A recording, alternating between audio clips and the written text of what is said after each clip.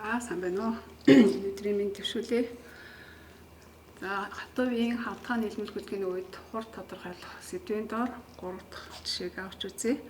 За, энэ жишээний онцлог бол 1 гэсэн блок маань хөдөлгөөнтэй блок, 2 гэсэн блок нь хөдөлгөөнгүй блок байгаа. За, бидний энэ блокуудыг сундагийн утсаар холбоод нэг үзүүрийг энэ таазанд хөдөлгөөнгүй гэхлээр нөгөө үзүүрт нь А гэсэн ачаад үйлчилсэн байгаа. А гэсэн ачаа маань босоод нэлхийн дагуу Z нэлхийн дагуу 2T квадрат гэсэн хуулиар хөдөлнө. За, хөдөлгөөнтэй блок хараад усна 0.2 м. За, манай яг энэ хугацааны 1 секунд гишүүнд CD гэсэн шулуун маань EB гэсэн шулуунтайгаа перпендикуляр байгаа. Яг энэ тохиолдолд хөдөлгөөнт блокийн хүрээнд дээр байгаа E, D, F гэсэн цэгийн хурднууд болон C цэгийн хурдыг тодорхойлъё. За, мөн энэ хурдыг тодорхойлдог 2 аргаараа бодъё. Хурдны гишин зургийн төв ашиглаж тодорхойлоод туулцыг ашиглах аргаараа бодлого маань зөв болсон эсэхийг шалгая. За, нэгдүгээрт нь хурдны гишин зургийн төв ашиглах. За, 1 гэсэн блок маань А гэсэн ачаа доошо шилжихэд сундаг утас учраас блок маань хавтгай хөдөлгөөн хийж дээшээ хавтгаад нийлмэл хөдөлгөөн хийж шилжинэ. За, энэ гишинд хурдны гишин зургийн төв нь хаана орших вэ гэвэл энд хөдөлгөөнгүй бэхлэгдсэн байгаа энэ утсыг бид нар хөдөлгөөнгүй гадагш сэтгэж болно. Яг энэ гишинд блокийн утастай шүргэж байгаа E цэг маань тухайн гишин дэх хурдны гишин зургийн төвийн үргийг гүйцэтгэнэ. Өөрөөр хэлбэл блокн дээр байгаа бүх цэгүүд E цэгийг тойроод за А цэг маань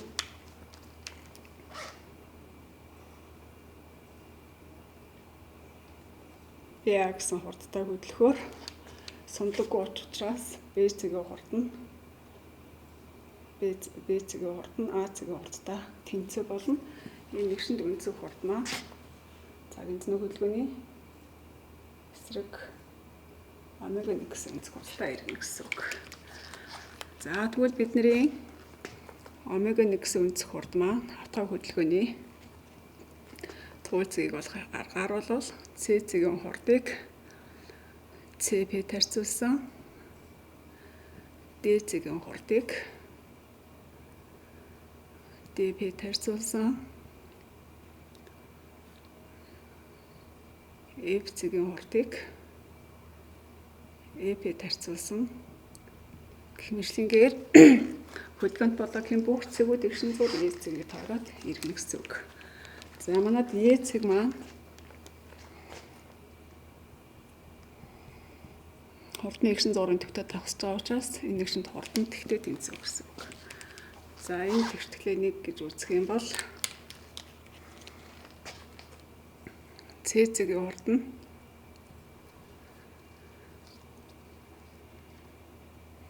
омега 1-ийг өөрчгөн CP. За, биднэрт А цэгийн хурдыг тодорхойлох шаардлагатай болно. А цэгийн хурд маань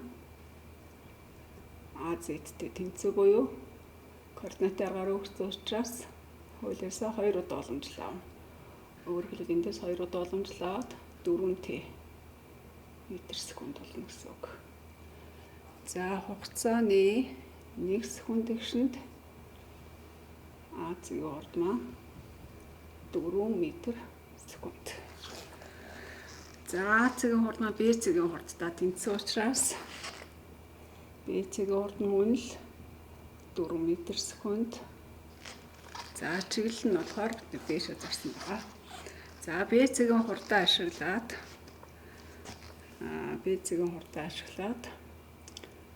B цэгийн хурд гэдэг маань омега 1-ийг өөрчтгөн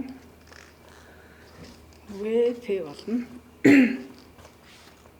Өөрөөр хэлбэл энэ дээр бид нар B цэгийн хурдыг VP тарьцуулаад бас бичиж болно гэсэн үг шүү дээ.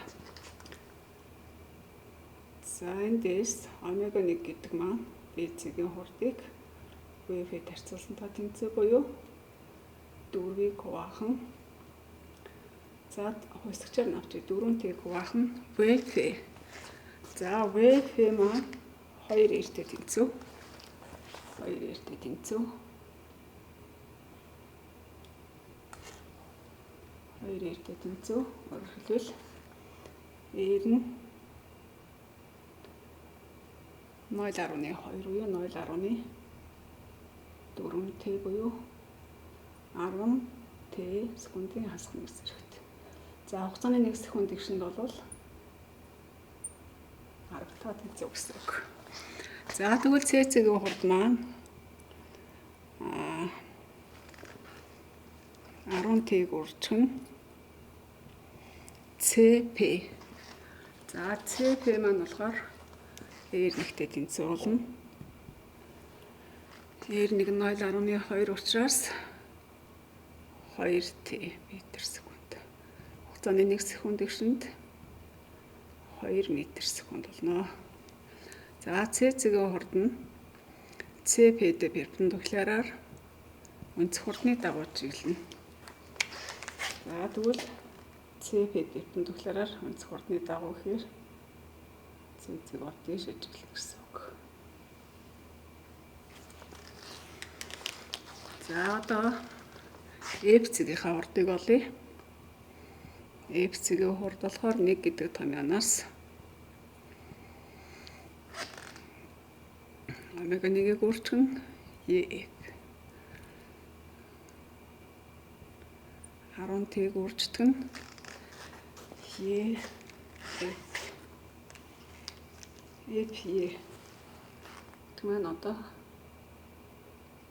энэ хоёрыг холбож өгөөд язгуурдаар R1-ийн квадрат, R1-ийн квадрат буюу 10-г үржих нь 0.2 язгуурдаар 2 Т. 2 язгуурдаар 2 Т. За хугацааны 1 секунд гişэнд 2 язгуурдаар 2 метр секунд. За чиглэл нь хаашаа байх вэ гэхээр FP-д перпендикуляраар өнцөг хурдны дагуу. FP-д перпендикуляраар өнцөг хурдны дагуу гэхээр энэ бол FC-ийн хурд болно гэсэн үг. За ингээд бид нар хавтгай үйлдэл хийж байгаа хөдөлгөөнд тулгахийн цэгийн хурдуудыг хурдны эгшин зургийн төв ашиглаж боллоо. Одоо нөгөө аргаараа шалгая. Өөрөөр хэлбэл туул цэгийн хурд ашиглах. За бид нар туул цэгээ ямар цэгээр сонгож болох вэ гэхээр хөдөлгөөнд блокийн хувьд биднэрт А цэгийн хурдыг олох боломжтой. А цэгийн хурд нь Б цэгийн хурдтай тэнцүү учраас Б цэгийн хурдыг 4 метр секунд гэж олсон байгаа. Тэгвэл Б цэгээ туул цэгээр сонгоё.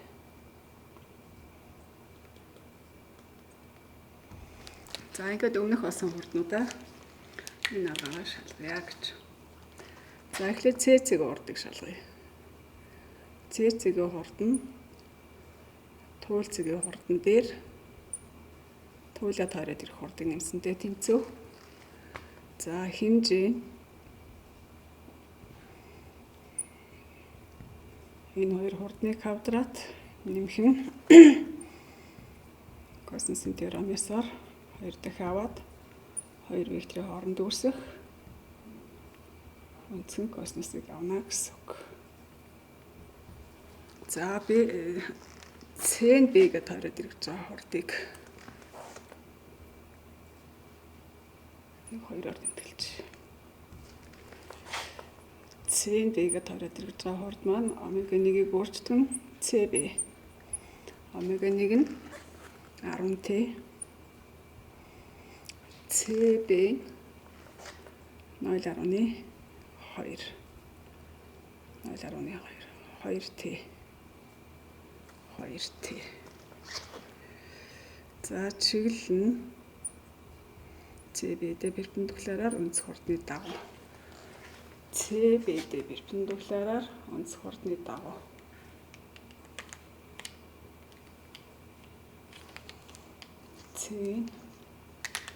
цэцэг нь Б-гээ тойроод ирж байгаа. Өнцөг хурдны цагаан зэний хөлгөний эсрэг учраас С-ийн Б-гээ тойроод ирж байгаа хурд маань эргэл дээр хастаа перпендикуляр Б-г тойроод ирж байгаа гэж үзсэн шүү дээ. За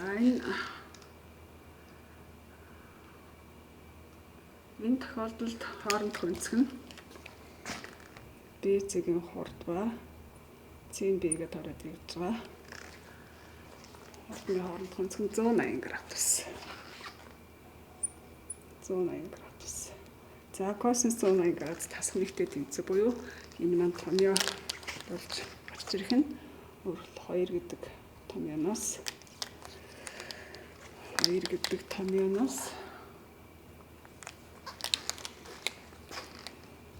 С маань Б-ийн хурд маань 4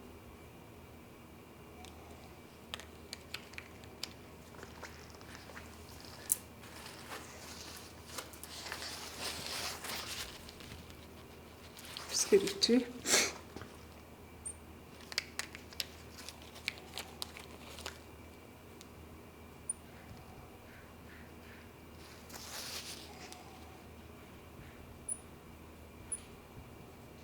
Хасах нь косинус 180 чинь хасхныг учраас BB BCB. За энэ маань ялгуурын квадрат болно. Язгуурдаар BB-гээс хасах нь CB-гийн квадрат буюу за BC-гийн урд нь 4T С-ийн Б-гээ тойроод ирж байгаа нь 2T буюу 2T метр секунд. За цэцгийн хурдыг өмнө нь бид нар 2T гэж болсон байгаа. Энтэйгээ тэнцэг байна гэж харагдчихна. За одоо FC-гийн хурдыг олъё. FC-гийн хурд маань B-гээ туйлуулгаад авах юм бол F нь B-г тойроод ирж байгаа хурд гэсэн үг. За хэмжээг нь олвол BC-гийн хурдны квадрат FB-гийн квадрат энэ хоёрыг 2 дахин авсантаа тэнцүү. За хоорондох өнцгийн косинус. За энийг бид нар 3 гэж. За F нь Б-г тойроод ирж байгаа хурд. FC нь Б-г тойроод ирж байгаа хурд.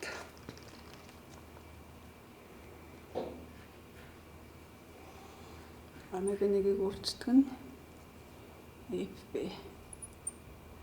10T-ийг өөрчдөг нь за FB маань түрүүний олсон EF-тэй тэнцүү буюу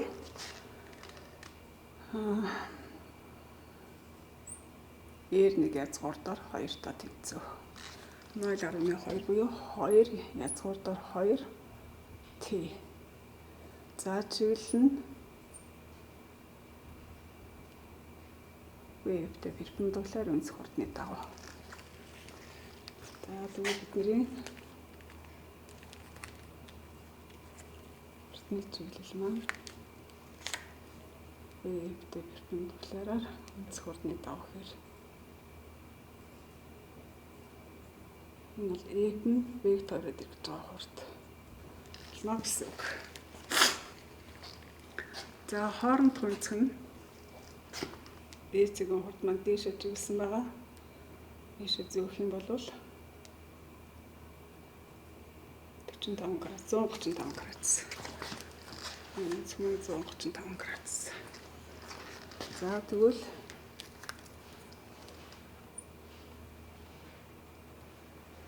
BC-гийн хурд F нь Б-гээ тойроод ирж байгаа. Өнцөг маань 135 градус. Косинус 135 градус маань асар космос 45-та тэнцүү байгаа. За ингээд бид нар 3 гэдэг тэгштэглээс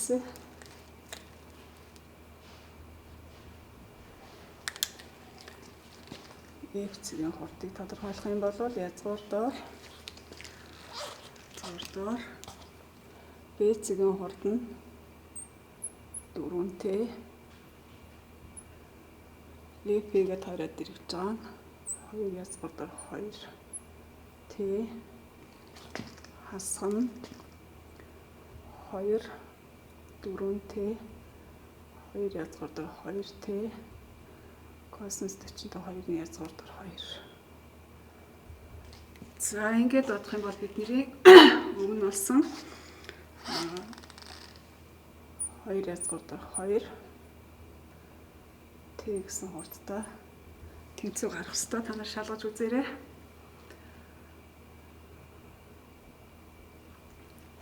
За ийм маягаар бид нар туул цэгийнхаа хурдыг ашиглаад бусад цэгийн хурднуудаа тодорхойлоод авах боломжтой.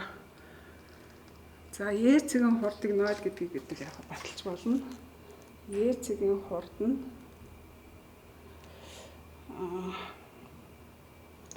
С-гээ туйл болгоод за Б-гээ туйл болгоод болсон ч болно. Е Б-гээ тойроод ирж байгаа хурд. Е Б-гээ тойроод ирж байгаа хурд нь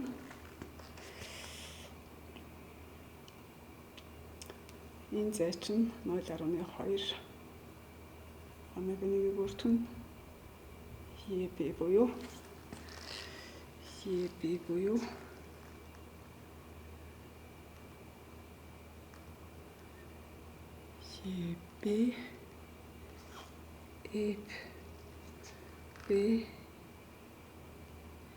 Б Б адилхан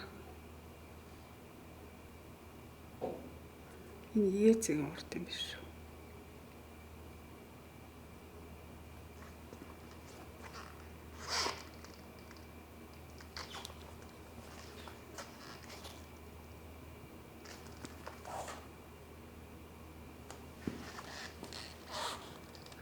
Биш Е цэгийн хурд чинь тэг гарсан байна.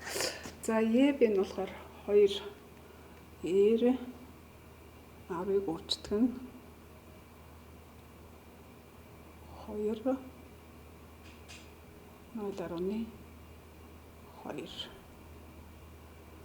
өөрөөр хэлбэл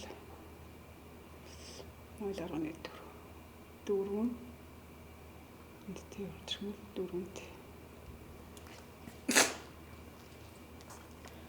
За Е нь Б-гээ тойроод ирж байгаа хурдны чиглэл нь ингэж орж ирэх ёстой.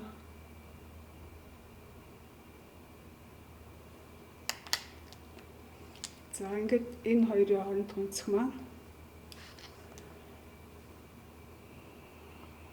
180 градус учраас косинус 180 чинь нэг энэ томьёо орж ирнэ. Косинус 180 чинь хасахныг болоод энэ хоёр хурдны ялгар болж орж ирнэ. Өөрөөр хэлбэл Е цэгийн хурд маань Е цэгийн хурднаас Е Б-гээ тойроод ирж байгаа хурдыг хасах буюу 4Т-гээс хасах нь 4Т буюу тэнцүү яах нь К гэж батлагдаж байна. За гэх мэтчлэнгээр бид нар хоёр аргаараа нэгээр нь болоод нөгөөгөөр нь шалгах боломжтой. За баярлалаа.